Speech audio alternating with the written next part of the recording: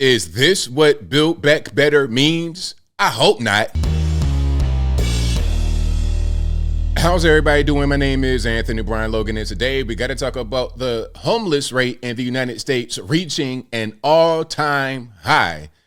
Federal data has come out and they said over 650,000 people are experiencing homelessness, which is a 12% increase from last year. So before I get into the video from NBC, I just want to ask a couple of questions.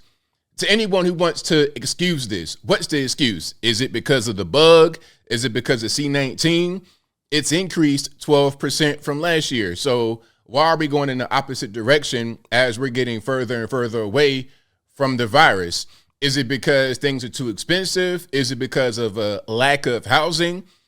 Is it because drugs? Like, what is the actual reason? Now, I have my opinion about what's going on here. I think there's a combination of factors, but I think one of the main reasons why we have an all-time high in the homeless rate in this country is because of the Biden administration. I think that is going to be your main reason. Of course, there are a bunch of other reasons. Everything isn't Biden's fault, but I think he is a big part of the reason why this is happening. Now, before I go any further, let's go ahead and get into the news clip. If you want to see the clip without my commentary, link as always will be in the description. If you're on IG, visit the link in the bio, go to the corresponding article on the website. But without further ado, let's go ahead and roll it.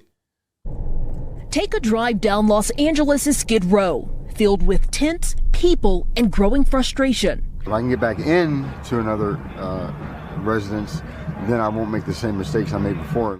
Now, let's pause right here. One thing about if they're going to go to Los Angeles right away, if that's going to be the epicenter of it, which it is, the majority of your homeless, well, I ain't going to say the majority. California has a larger portion of the homeless population in their state than anywhere else in the country. If you're going to go to Los Angeles and Skid Row, to be specific, you're talking about a bunch of drug addicts, okay? That's one part of the homeless equation. You got the southern border wide open. You got fentanyl coming across, meth coming across, all kind of really dangerous and hard drugs coming across that is fueling the homeless crisis. But that's just one piece of it. There's a lot more to the equation here. Let's keep on going. Same mistakes I made before. According to new federal data, a record number of people are now unhoused, more than 653,000, a 12% population increase since last year. Mel Tilakaratna runs a nonprofit that provides free showers to people living on the street. The system is completely overwhelmed. Tilakaratna points to a rise in housing costs, the opioid epidemic, mental health issues, and the migrant crisis as factors exacerbating the problem in LA. We have families. That right there is actually pretty good. Okay, you got the opioid crisis, you have mental health issues, which a lot of times go hand in hand with the drugs. Okay, people that are out there on the street acting crazy, you got to ask, is it because of the drugs?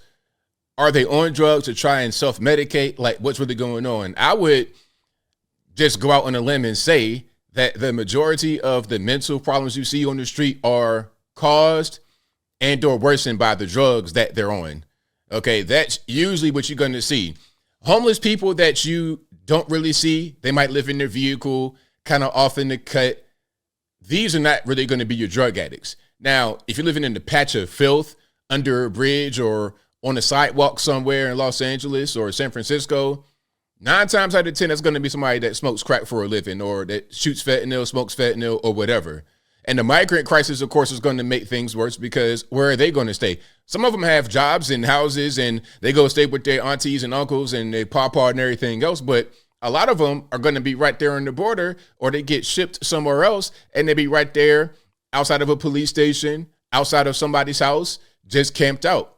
And then they become part of the homeless equation. I would presume they're counted. If they're not counted, then you're going to have a much worse issue with the homeless crisis. But let's keep on going. We have families, asylum seekers to families in LA who become homeless, and prior where we would be able to send them to a motel or a shelter within a couple of days, now there's absolutely no resources. These issues are also creating friction in major cities.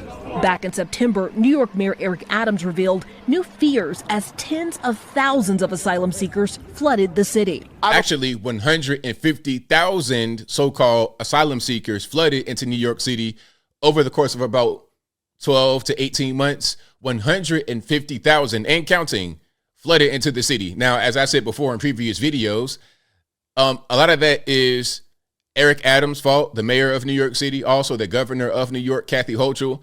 When you promote yourself as a sanctuary state and a sanctuary city, don't be surprised when you are marketed that way to these people that are going to come. Like before they leave their country of origin, West Africa, Europe, Asia, before they leave their country of origin, they know where to go because you guys marketed it as such. I don't see an ending to this. This issue will destroy New York City. In Phoenix, the city recently cleared a large encampment located downtown. It seems. Do you see the size of that tent? I mean, good grief. Like, people are building whole condominiums, one-bedroom apartments and everything out there, electricity, a little bit of plumbing, all that kind of stuff right there on the corner. And in Phoenix, my goodness, you homeless in Phoenix, man, good luck. It's going to be way too hot. It seems that the quote-unquote cleanup that the city did just spread the mess out a lot further. People going through everyone's dumpsters, dragging stuff out into the streets. Across LA, officials have tried to clear out encampments. They come hit tents and then all your stuff will be gone. This year, Los Angeles County declared a state of emergency. Since then, officials say they have provided health services, counseling, substance abuse treatment, and found temporary housing for more than 15,000 people and permanent housing for more than 8,000. But even those resources are not enough for frustrated business owners like this woman who doesn't want to be identified. We'll feed them. We offer food, but if they don't want it, what can we do? It's very frustrating. They'll throw things at you and they'll grab you. A growing national problem that could take decades to fix. Dana Griffin, NBC News, Los Angeles. So there we have it. That's what's happening in LA, where they did the news story. But again, this is a national thing. It's not just Los Angeles, it's not just California. This is all over the country. We have an all-time high in the homeless rate in this country. Again, a 12% increase from last year. You have 653,000 plus people that are homeless out there on the street, nowhere to live. Now, the migrant crisis, of course, is going to cause a lot of problems. They are going to have to fight for resources. Okay, you're a regular person. You fell on the hard times. You want to go to a shelter. Well, all these guys from West Africa, from Senegal, from et cetera, they're going to be in there. Okay, you want some food. You want, a nice hot meal. Well, these guys got it. I was watching the video from New York City, and they're talking about 8,000 migrants got sent to Queensbridge housing projects. And every year, right around Thanksgiving, there'd be a dinner for people in the community. And the lady who had probably been there for a while, just a regular American citizen, said, yeah, they said that the dinner was this time. You get there about a half hour, 15 minutes before. But the migrants already there, they've been there all night. So now we're fighting over resources. And people, at a certain point, if you lose a fight, you're gonna be out there on the street. And that's contributing to the homeless issue. And of course, we have inflation going on right now. You got housing just going all the way through the roof. Trying to buy a house right now in this economy, I wouldn't even do it. But just trying to rent a place is going to be a battle, depending upon what part of the country you live. Inflation is going very high due to what the federal government is doing, raising interest rates, printing and spending money, and these jobs can't really keep up. They're trying to raise wages of their employees, but at a certain point, it's hard for you to match what the government does. Like, as a business, you got to do with real money, real actual cold hard cash in your pocket, real money that you get from whatever you do, from your product or your service. It's hard for you to compete or match what the government can do by simply printing money. What do you do with that? Things are getting expensive. People can't afford it. That's a big piece of it. But the southern border, as I close, is the biggest issue because of not only the migrants that come across, the actual humans that take up space on the street. It's not just that. It's also the drugs that are coming across. That's going to make the problem worse. So the federal government can do a few things to try and mitigate the damages. Just stop printing and spending money, first of all. Second, close the border up to keep all these so-called asylum seekers, migrants, or whatever you want to call them out. And then also cut the drugs down by closing the border. If you do those things, then you'll be able to maybe reverse the trend. But if those trends continue and if they get worse, then so shall the homeless problem. You're going to have a record number, an all-time high of homeless every single year. Really unfortunate, but I think I'll leave that right there for now. And what say you? Why do you think the USA is experiencing an all-time high in homelessness? Is it because of the factors I mentioned, the drugs, the migrants, the money printing, bad economy? Like, what is the actual reason for this? Whatever your thoughts are, let me know in the comments below. You guys know where I'm at. The causes of this issue are pretty obvious to me. The solutions are even more obvious.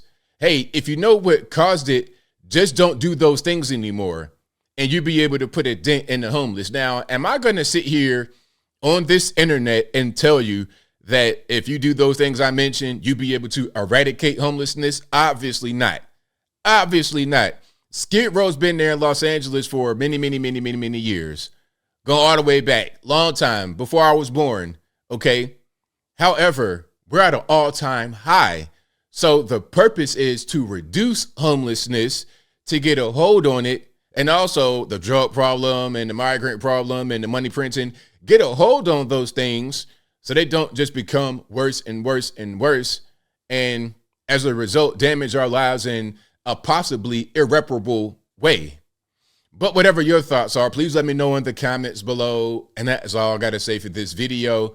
If you like what you heard, please comment, rate, share, and subscribe. Peace.